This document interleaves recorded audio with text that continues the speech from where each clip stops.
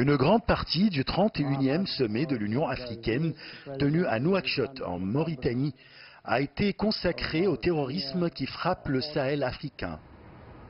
Quelques jours avant la tenue de ce sommet, les djihadistes ont frappé le quartier général de la force conjointe du groupe d'États du Sahel, le G5, au centre du Mali.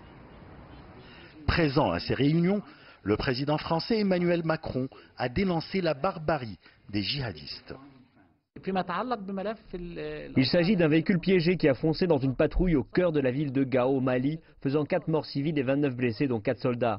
D'ailleurs, il existe beaucoup de groupes terroristes en Afrique comme Boko Haram au Nigeria, Shabab en Somalie, l'AQMI au nord de l'Afrique. L'un des plus gros problèmes qu'affronte le continent africain, y compris le G5 au Sahel, est le financement des forces de paix et de la lutte contre le terrorisme.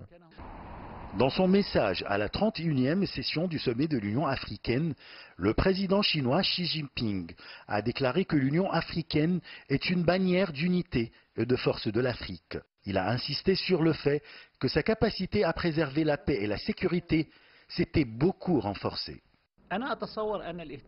Les relations entre la Chine et les pays africains sont très spéciales et profondes. Le message envoyé par le président chinois reflète la profondeur des relations entre les deux parties.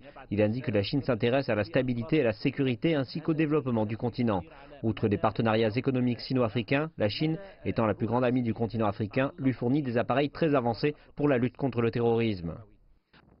Le président chinois a souligné que le sommet de Beijing du Forum sur la coopération sino-africaine se tiendra en septembre avec pour thème « Construire ensemble une communauté de destin sino-africaine encore plus solide pour réaliser la coopération gagnant-gagnant ». Il a confirmé que la Chine travaillera avec l'Afrique pour aligner le thème du sommet de Beijing avec le projet de construction commune de la ceinture et la route. La Chine est présente partout en Afrique. On trouve de grands projets chinois au Mozambique, en Égypte, en Éthiopie, au Kenya, etc. Le projet de la ceinture et route augmentera les projets économiques et d'infrastructures dans tout le continent.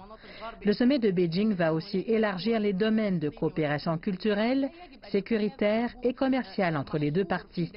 La Chine œuvre toujours à la réalisation du développement global du continent africain.